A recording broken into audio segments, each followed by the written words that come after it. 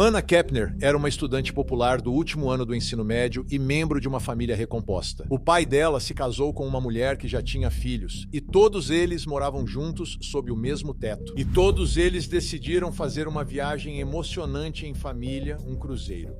Eles tinham 3 cabines, uma para os avós, uma para o pai de Anna, a madrasta e os filhos mais novos, e uma terceira cabine que Anna, de 19 anos, dividia com seu meio-irmão de 16 anos, Timóteo Hudson, e seu irmão biológico mais novo. Foi dentro dessa cabine que os promotores dizem que Anna foi abusada sexualmente e assassinada pelo seu meio-irmão. O que aconteceu naquela cabine? Para a cadeia. Então, se de alguma forma ele quiser sair de lá, você está sendo prejudicada ou acusada. E o ex-namorado de Anna diz que presenciou um histórico perigoso entre Anna e Timóteo Hudson. Eu tentei ficar por cima dela, tentei fazer algo sexual com ela, mas ele foi pego por mim no meio disso. E agora, enquanto Timóteo Hudson se prepara para ser julgado como adulto, ele não está preso. Agora, promotores apresentaram novas provas que acreditam poder convencer o juiz de que Hudson deve permanecer preso enquanto aguarda julgamento por assassinato. Isso é tão incomum. Timóteo Hudson foi transferido do Tribunal de Menores para o Tribunal de Adultos devido à gravidade das acusações e ao potencial perigo que ele representa. Mas o juiz o liberou enquanto aguarda o julgamento. E o pai dele está furioso, a comunidade está indignada. A questão agora é: será que essa nova evidência vai finalmente colocar Timothy Hudson atrás das grades até o julgamento? Eu sou Vinnie Politan, vamos investigar.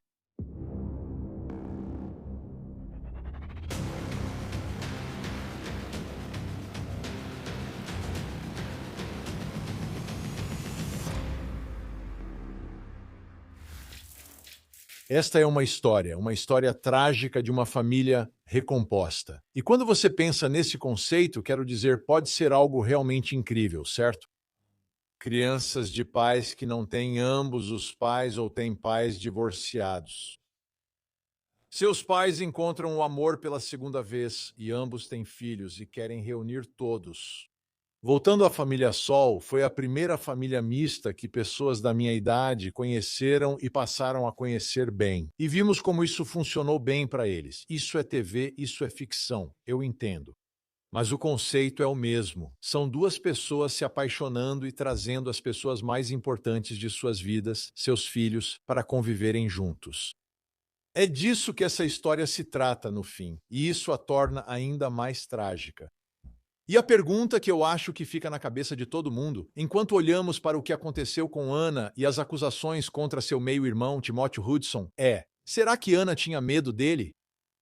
Havia alguma conduta anterior supostamente praticada por Timóteo que tenha causado medo em Anna? Que ela tinha medo dele.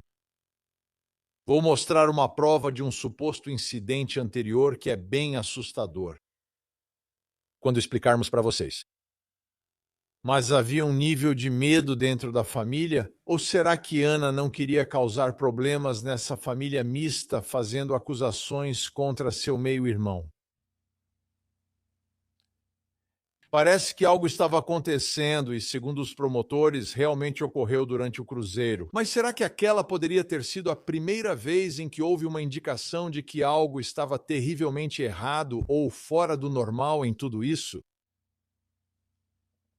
E eu acho que é assim que você tem que abordar essa história. Porque se Anna estava com medo, mas tinha medo de falar porque não queria atrapalhar a família reconstituída, isso diz muito sobre o coração dela, sobre a bondade dela e como ela pensava nos outros antes de si mesma.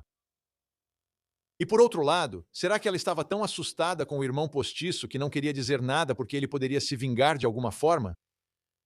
Isso é trágico em um nível completamente diferente. Se a promotoria estiver certa em suas alegações, eu e as testemunhas, o ex-namorado dela, e eu vou mostrar para vocês o que ele disse e o que ele testemunhou. Se for verdade, tem que ser um ou outro aqui. Um ou outro, porque não consigo imaginar que, se a família soubesse disso, eles colocariam os 2 na mesma cabine, independentemente de terem concordado com isso ou não.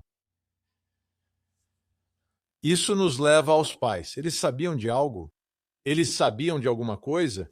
E essa não é realmente uma questão aqui, embora possa potencialmente fazer parte do caso. Se existisse histórico aqui, o pai e a madrasta de Ana sabiam disso? Meu instinto me diz que não, por causa da maneira como eles reagiram a tudo isso.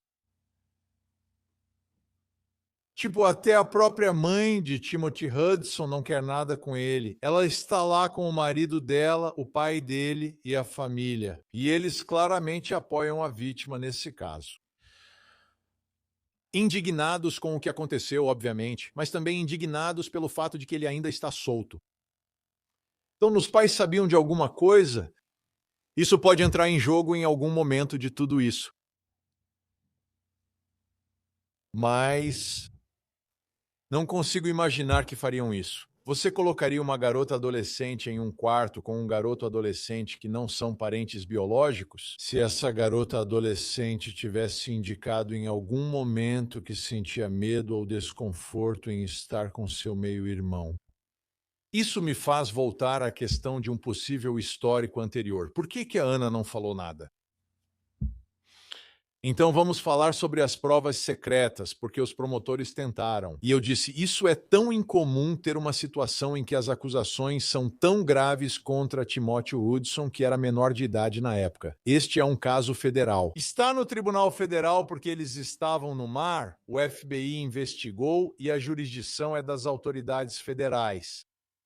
Para transformar isso de um caso de menor para um caso de adulto, já precisa haver alguma base para isso. Não pode ser apenas uma alegação. As alegações são extremamente graves. Você está falando de agressão sexual e está falando de assassinato. Tem como ser mais sério do que isso? Quem faz isso pode ser ainda mais perigoso, principalmente se for um adolescente. Tão sério, tão potencialmente perigoso que o caso foi transferido para o Tribunal de Adultos, ou seja, ele vai enfrentar acusações e consequências de adulto pelo que aconteceu aqui, se for considerado culpado. Mas, ao mesmo tempo, o juiz diz, bem, ele só tem 17 anos agora. Sabe, se ele tivesse 20 anos, seria uma história completamente diferente. Os promotores tentaram, argumentaram e agora tentam novamente com essa prova secreta.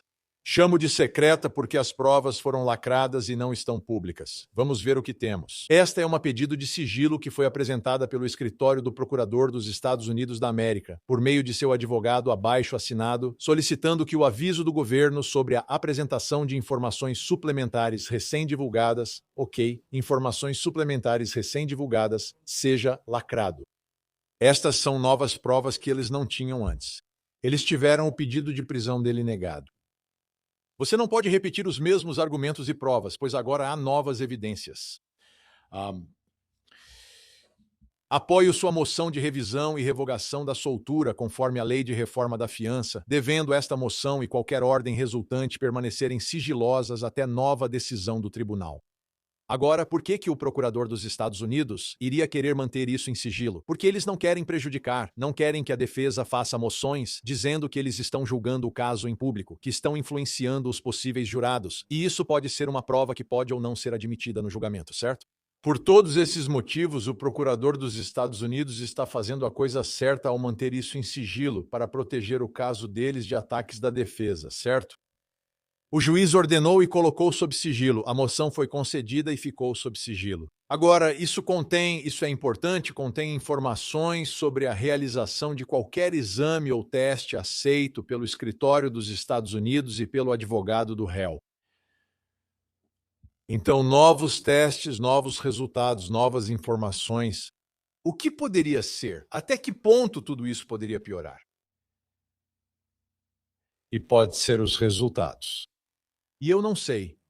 Você sabe. Qualquer coisa que eu dissesse aqui seria especulação. Mas qual seria o teste que você faria? Você faria o teste no DNA? Você faria o teste no material biológico?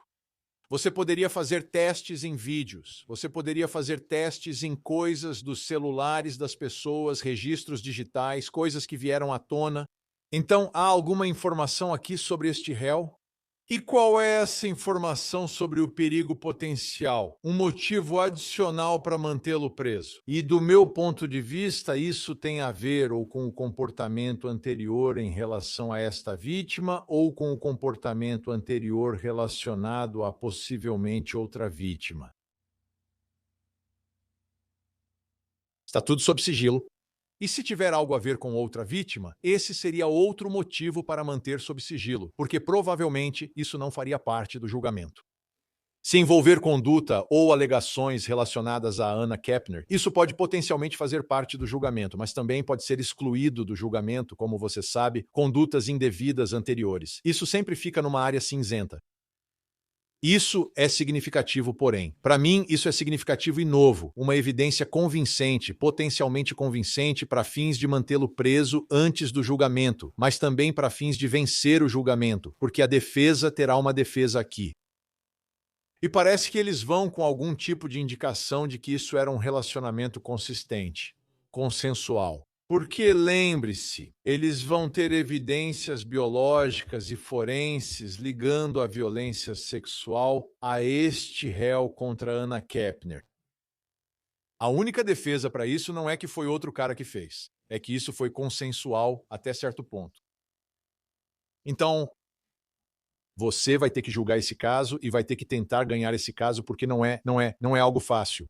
Não é um caso simples de forma alguma, porque a defesa vai aparecer e vai dizer que outra coisa estava acontecendo a portas fechadas.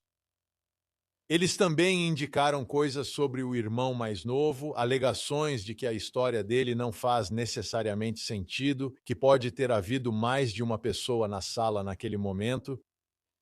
Vamos ver, mas esse não vai ser um caso em que a defesa simplesmente fica parada e não faz nada, muito pelo contrário, e obviamente vai criar ainda mais danos para essa família reconstituída. Então vamos voltar ao que eu mencionei antes, o comportamento anterior que pode estar relacionado a isso. Se houver, você sabe, caso após caso após caso, algum tipo de padrão de comportamento que exista, porque há pelo menos uma acusação aqui que veio do ex-namorado da Anna. Isso é do Inside Edition. Este é Steve Weston. Ele é o pai do ex-namorado da Anna. Quero que você ouça o que ele tem a dizer, porque isso levanta muito mais perguntas sobre o que estava acontecendo e quem sabia o que e quando. Ela tinha medo dele porque ele sempre andava com uma faca grande. Stephen Weston diz que seu filho Joshua, que namorava a Anna, testemunhou um incidente perturbador durante uma chamada de vídeo. Ele viu o meio-irmão dela entrar no quarto enquanto ela dormia e subir em cima dela. Ele disse: "Eu tentei contar para os pais que isso estava acontecendo e eles não quiseram acreditar em mim. Ele é obcecado, completamente atraído por ela, sempre quis namorar com ela." Tudo bem. Então, essa imagem está bem clara, certo?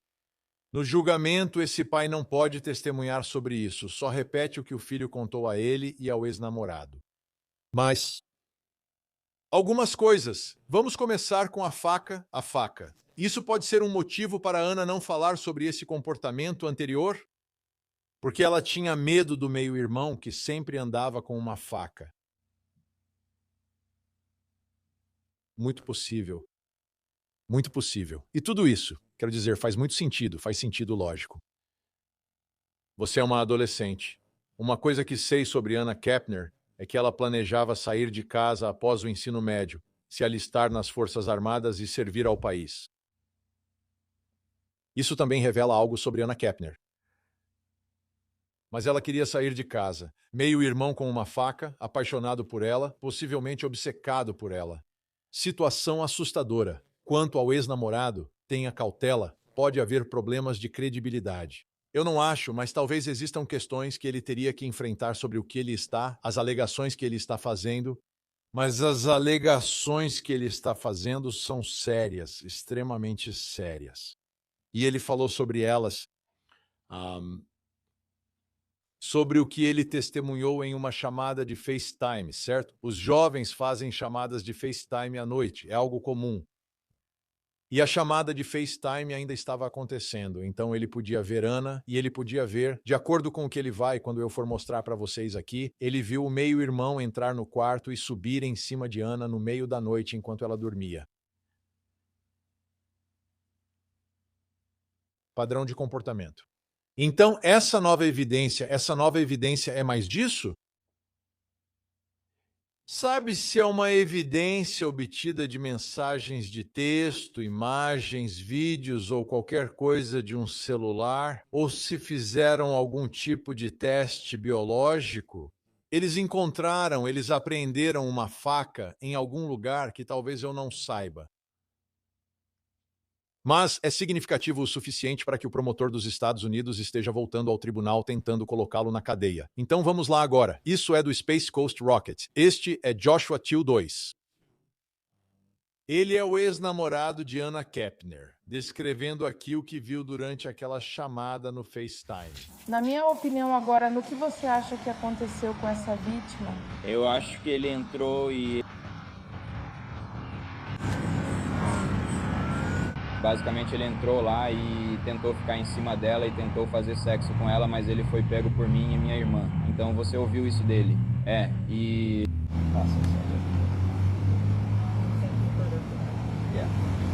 Ela ficou assustada com isso e queria dormir na casa das amigas sempre que podia, mas ela nunca conseguia porque a madrasta dela era muito controladora quanto a isso.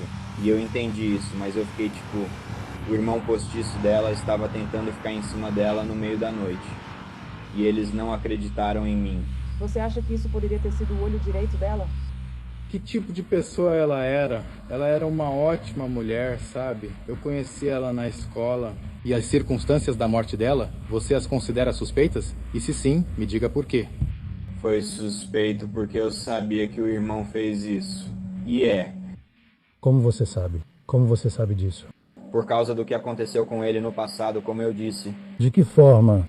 Sobre o FaceTime e essas coisas. Qual foi a primeira vez? Sempre que eu estava no FaceTime com ela e quando eu estava no FaceTime com ela, ela estava deitada e o irmão tentou subir em cima dela. E... Você viu isso? Sim. E o que ela tinha? Ela reagiu?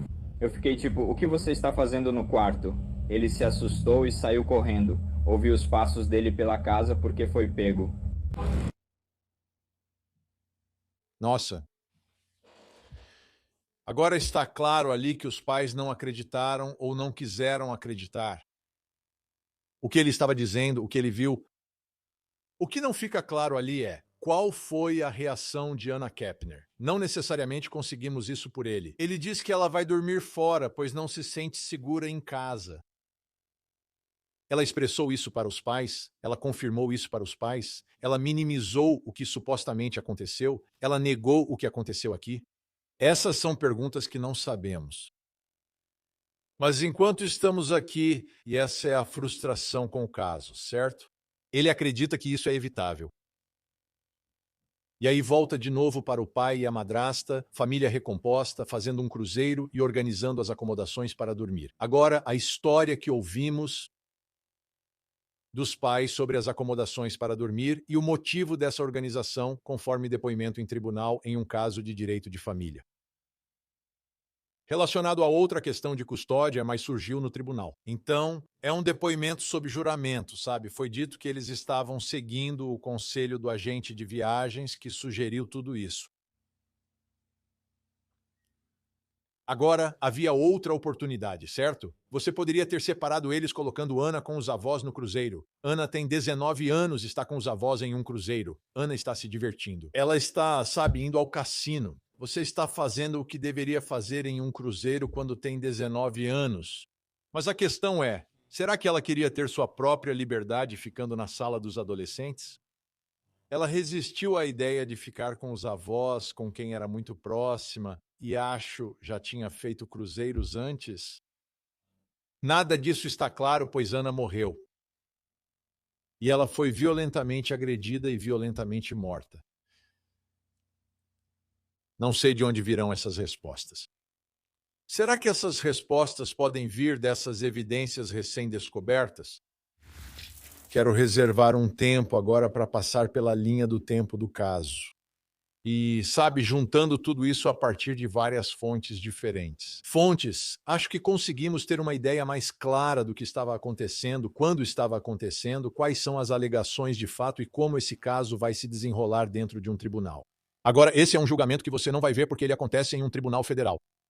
A Suprema Corte dos Estados Unidos da América nunca permitiu câmeras e não parece que eles vão permitir isso tão cedo.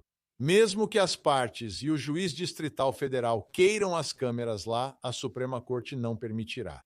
Então vamos para a linha do tempo. Começamos com 2 de novembro. Foi quando Anna Kepner e sua família partiram do porto de Miami para um cruzeiro de uma semana pelo Caribe, certo? Então eles estão indo para Miami. É de lá que eles partem. Eles são da Flórida. Eles são da Flórida Central. Então eles descem para Miami e vão fazer esse cruzeiro pelo Caribe, o que é ótimo, certo? Agora avançamos 4 dias para 6 de novembro. A família voltou ao Carnival Horizon depois de visitar Cozumel, no México, e se reuniu para jantar no navio. Este é um momento significativo em tudo isso. No jantar, Anna disse que não se sentia bem. Ela reclamou de dor por causa do aparelho e de dor de estômago. Certo? Então a família toda está lá, né? Inclusive Timóteo Hudson. No jantar, Anna se levanta e sai. Anna saiu do jantar para voltar ao quarto que ela divide com seu meio-irmão biológico e com seu irmão postiço, Timóteo Hudson. Essa é a cabine número 8343. Montar uma linha do tempo em um navio de cruzeiro fica muito mais fácil e preciso porque há câmeras de vídeo em todos os lugares. Então, muito desse movimento pelo navio e nos corredores pode ser rastreado. Então, vamos dar uma olhada nisso. Imagens de circuito interno de TV de tudo isso enquanto se encaixa na linha do tempo. Extremamente significativo aqui. 19h35. É quando Timóteo entra na cabine 8343. 3 minutos depois, Anna entra na cabine. E essa é a última vez que ela é vista nas imagens das câmeras de segurança, com vida. É isso, quando ela entra às 7h38, 3 minutos depois de Timothy Hudson estar nessa mesma cabine. 7h51. O meio-irmão mais novo é visto andando pelo corredor em direção àquela cabine com 2 amigos. Ele entra na cabine e sai rapidamente. Então isso é cerca de 15 minutos depois que Timóteo entrou. Um pouco menos desde que Anna entrou. Então Timóteo e Anna sozinhos naquela cabine. Às 7h51, ele passa por ali, mas sai rapidamente. Aqui é onde fica muito suspeito porque não vemos mais nenhuma atividade. Nada mais está acontecendo. 22h13, Timóteo abre a porta da cabine e é visto olhando para a esquerda e para a direita no corredor, parecendo verificar se há alguém no corredor, e então ele sai. Tipo, suspeito de tão clichê, né? Tipo, tem alguém aí? Ok, posso fazer o que eu vou fazer. Tipo, um júri vai entender isso. Um júri, só a descrição disso, eu entendo. Ver esse vídeo vai ser uma prova poderosa. E não tem mais ninguém entrando ou saindo, incluindo Anna. Das 10h23 às 10h49, Timóteo entra e sai da cabine mais 2 vezes. Que história isso me conta? Algo aconteceu. É hora de pânico. Já vi isso tantas vezes na Cort TV ao longo dos anos. Evidência de algum nível de pânico acontecendo com alguém que fez alguma coisa. Seja Alec Murdaugh no celular, vemos os movimentos depois dos assassinatos, andando, voltando, supostos assassinatos, foi anulado, desculpe. Andando e levando o celular de um lado para o outro, é possível ver alguém em pânico tentando decidir o que fazer. Então, nesse caso, ele entra e sai mais 2 vezes dali. Por quê? E o que ele está fazendo? Nenhum sinal de Anna. 11h07. Timóteo entra novamente na cabine. E só entre 11h21 e 11h23 que ele entra e sai da cabana. Diga ao FBI que não viu Anna na cabana naquele momento. E às 11h23 ele sai da cabana. Ok, então você tem Anna entrando e nunca saindo. Timóteo entra rapidamente, depois sai, volta algum tempo depois, entra de novo e sai, não vê sua irmã Anna. Sabemos como Ana foi encontrada, escondida, enterrada sob travesseiros e acho também balas salva-vidas. Sabe o colete que você tem? Foi assim que a equipe de limpeza a encontrou. 11h31, Timóteo sai da cabine. 11h44, ele entra novamente na cabine.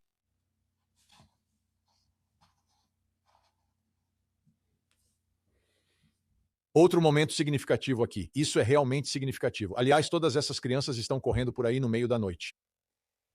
7 de novembro, 12h09 da manhã.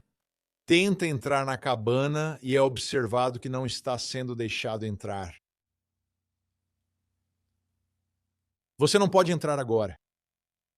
Você não pode entrar. O que está acontecendo? Ele já foi lá antes e não viu a irmã. Tudo bem? Essas cabines não são grandes. De forma alguma. Se ele entrar na cabine e não encontrar a irmã, ou ela está se escondendo, ou ela está morta e escondida.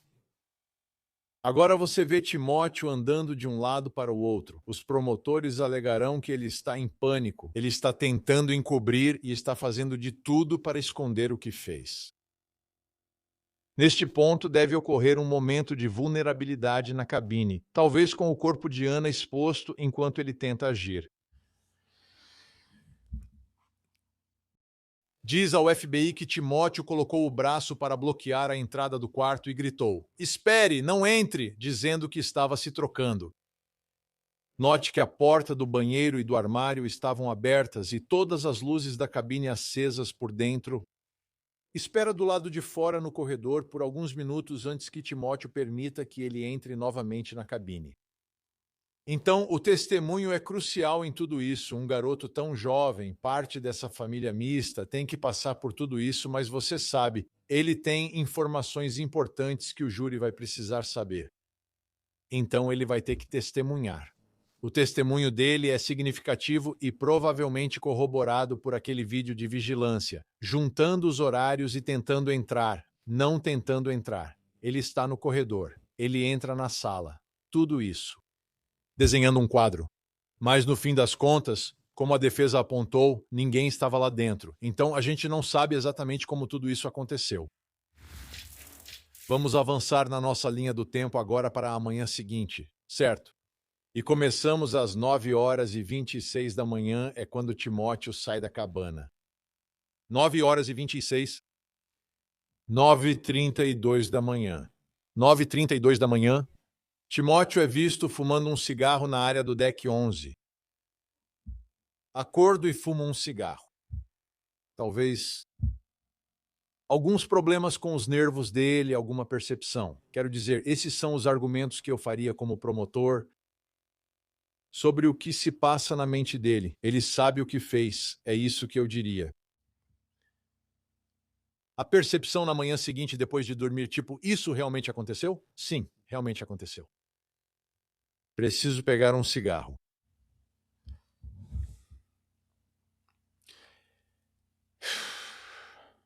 Das 9h39 às 9h46, Timóteo é visto caminhando na pista de corrida. Então agora ele vai dar uma caminhada. Nervosismo. Essas são coisas que eu diria e considero um comentário justo de um promotor contando uma história. É isso que fazemos como promotores. Contamos histórias para o júri, histórias baseadas nas provas. E nós contamos a história. Olhe para isso. Acorda de manhã. Esse garoto de 16 anos, a primeira coisa que ele precisa fazer é sair e fumar um cigarro. Depois, ele tem que andar de um lado para o outro na pista de corrida. E então ele retorna à cena por alguns minutos. Isso é significativo. Timóteo sai da cabine 8343. Ele é observado segurando algo na mão esquerda. E parece que ele está alcançando o bolso frontal do moletom.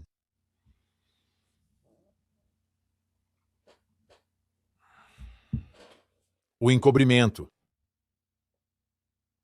O encobrimento. É exatamente isso que os promotores vão dizer. Ele está tentando descobrir o que fazer. O que eu faço com essa prova? Na minha mão, o que eu faço com isso? O que é isso? Um celular, talvez?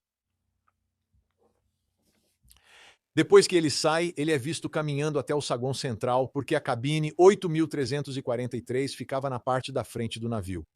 E ele sobe as escadas até o deck 10, depois caminha para a parte de trás do navio, passando pelo restaurante Lido Marketplace. Eles rastreiam cada movimento. Se alguém está tentando se livrar de uma prova, você precisa rastrear onde essa pessoa está, para onde ela vai.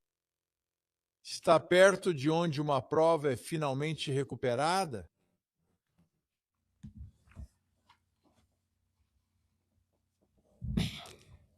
Pronto, 9h52 da manhã.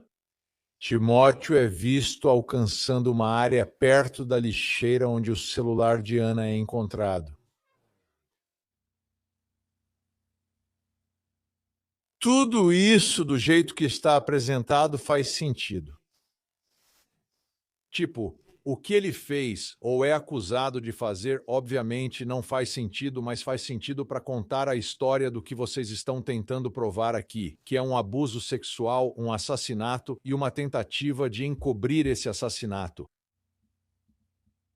O celular é achado no lixo, ele é visto naquela área. Por que ele está lá?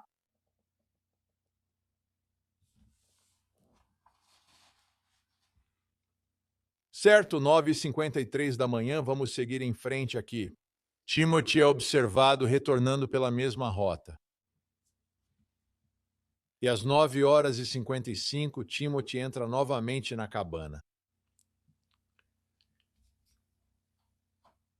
O que você precisa entender, e eu acho que o júri vai ter que entender, é: o réu, neste caso, tem 16 anos de idade. Adolescentes de 16 anos não cometem o crime perfeito. Então, neste caso, vocês não vão poder ter advogados de defesa argumentando. Por que um réu faria isso ou aquilo? Eles sempre tentam dar essa impressão.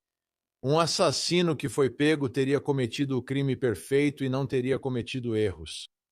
Tipo, tudo isso é erro atrás de erro atrás de erro, tipo, óbvio. Tipo, a própria cena do crime é uma área pequena e fechada, cheia de evidências forenses. Tem câmeras por toda parte. Dá para ver quem entra e sai da sala.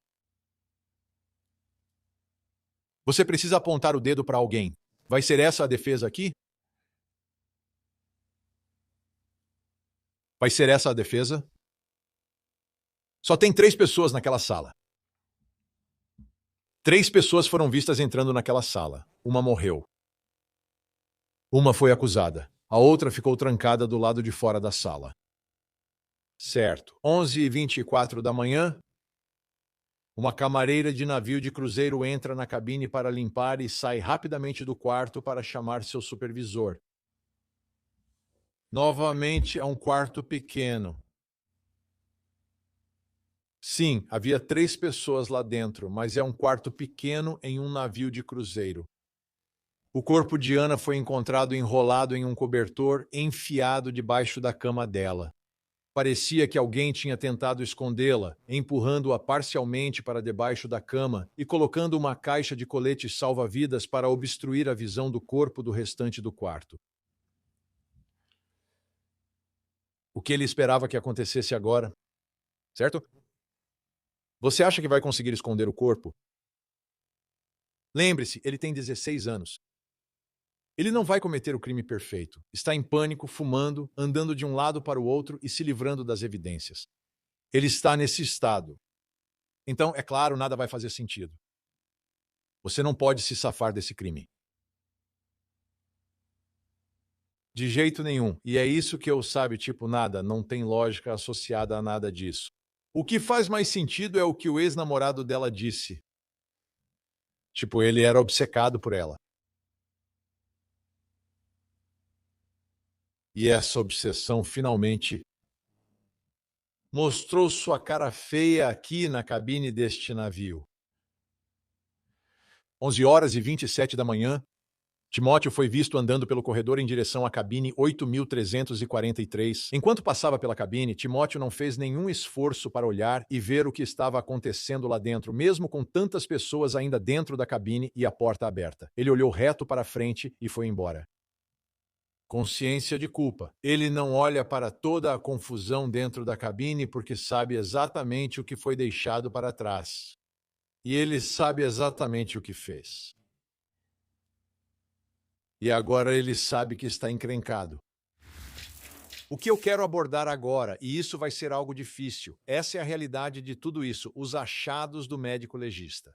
E isso está relacionado tanto ao assassinato, ao abuso sexual, quanto a como tudo isso vai se desenrolar no julgamento. Então vamos lá. Isso vem dos achados do legista e obtivemos tudo a partir das transcrições de uma audiência anterior que estava sob sigilo e foi recentemente tornada pública. Depois que despiram a vítima, Ana, para realizar o exame preliminar, o Dr. Konakaraj observou que a roupa íntima da vítima estava sendo usada de uma maneira incomum, especificamente o cós da calcinha. Ela estava vestida com moletom e calça de moletom. O cós da roupa íntima estava amontoado, torcido e dobrado para cima. A roupa íntima também foi encontrada, ou seja, a parte que cobre a entrada vaginal. Essa parte da roupa íntima foi encontrada inserida dentro da vagina da vítima. Tudo bem? Que história isso conta? Certo. Que imagem isso traz para um júri, que precisa descobrir o que aconteceu aqui? Para mim, é algum tipo de ataque, algum tipo de trauma, algum tipo de força. E o fato das roupas estarem vestidas, elas poderiam ter sido colocadas de volta se tivessem sido tiradas em algum momento. Acho que, de qualquer forma, para mim fica claro que algo aconteceu com ela. Foi assim que ela foi encontrada. Algo de natureza sexual, algo violento aconteceu com ela. Temos mais. O Dr. Konig-Karas primeiro observou petequias, que são pequenos pontos vermelhos sob a pele causados por sangramento de pequenos capilares. E ele notou essas petequias nos olhos e no rosto da vítima.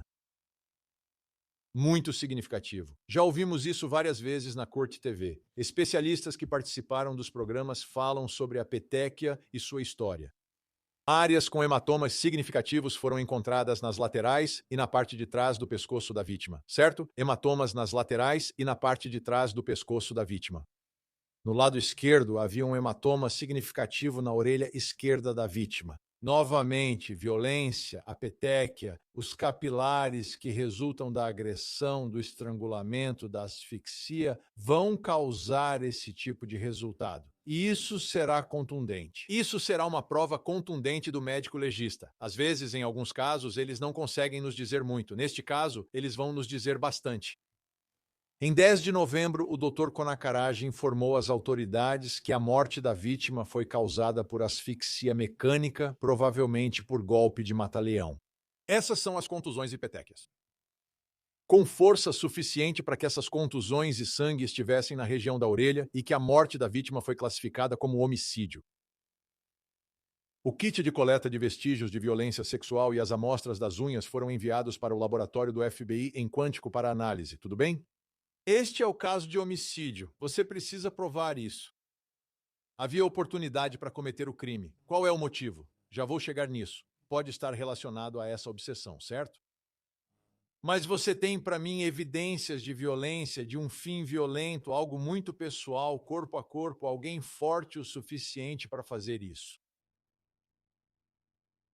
Quem estava lá? O irmão mais novo e o garoto de 16 anos, Timothy Hudson, o réu neste caso.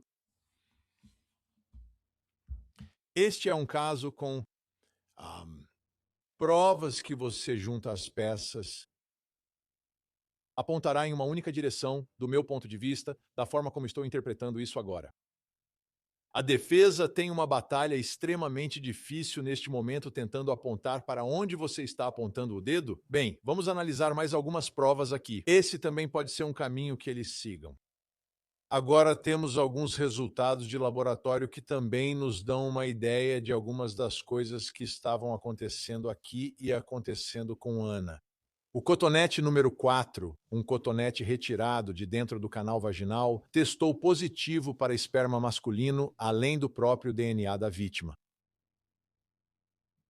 Você ouve isso e pensa, ok, isso vai ser fácil. Você pega o DNA do esperma masculino, faz a comparação e pronto, você tem o assassino, certo? Continue. O cotonete 5, um segundo cotonete de DNA do canal vaginal da vítima, apesar de negativo para esperma, testou positivo para DNA masculino, além do próprio DNA da vítima. Ok, temos DNA do esperma. Temos uma segunda amostra desse DNA masculino. De dentro de Anna Kepner. Com esses resultados, o FBI conseguiu um mandado para coletar o DNA de Timothy. Tudo está se encaixando bem, não é? Agora vem a reviravolta. Amostras de DNA também foram coletadas de um menor que mora em outro estado, com quem a vítima teve relações sexuais durante o cruzeiro. Agora o caso fica muito mais complicado. Agora você tem uma questão aqui que a defesa certamente de alguma forma vai tentar usar para levantar dúvidas. Então você tem outro menor que estava no cruzeiro, não mora na Flórida, mas foi no cruzeiro com Ana, que teve atividade sexual com ela. Swab 4. E esse foi o swab original. Aquele que testou positivo para esperma, a segunda testemunha menor foi excluída como contribuinte. Os resultados deste item tiveram um suporte muito forte para a inclusão de T como o contribuinte do DNA masculino na mistura. Ok, então T é Timothy Hudson. Então eles conectaram Timothy Hudson a uma das amostras de DNA. Isso é bom, isso é muito bom. O cotonete 5 deu negativo para esperma, mas positivo para DNA masculino. A testemunha menor 2 foi excluída. Esses resultados apoiam fortemente a inclusão de Timóteo como contribuinte do DNA masculino. Ok. Isso é ótimo. Evidências forenses que os jurados adoram, conectando o réu à vítima. Isso é para o caso de agressão sexual, mas também vai ter um papel na motivação por trás do assassinato. Deixa eu só dizer uma coisa. Se Timothy Hudson era obcecado pela meia-irmã e a meia-irmã está com outra pessoa naquele navio de cruzeiro, ele fica enfurecido, ele fica com ciúmes. Isso se torna o fator motivador para agredir sexualmente e assassinar Anna Kepner? Vamos ver o que o promotor vai dizer quando chegar a hora do julgamento. Estamos terminando por hoje. Muito obrigado por assistir. E como sempre, por favor, não se esqueça de abraçar as crianças.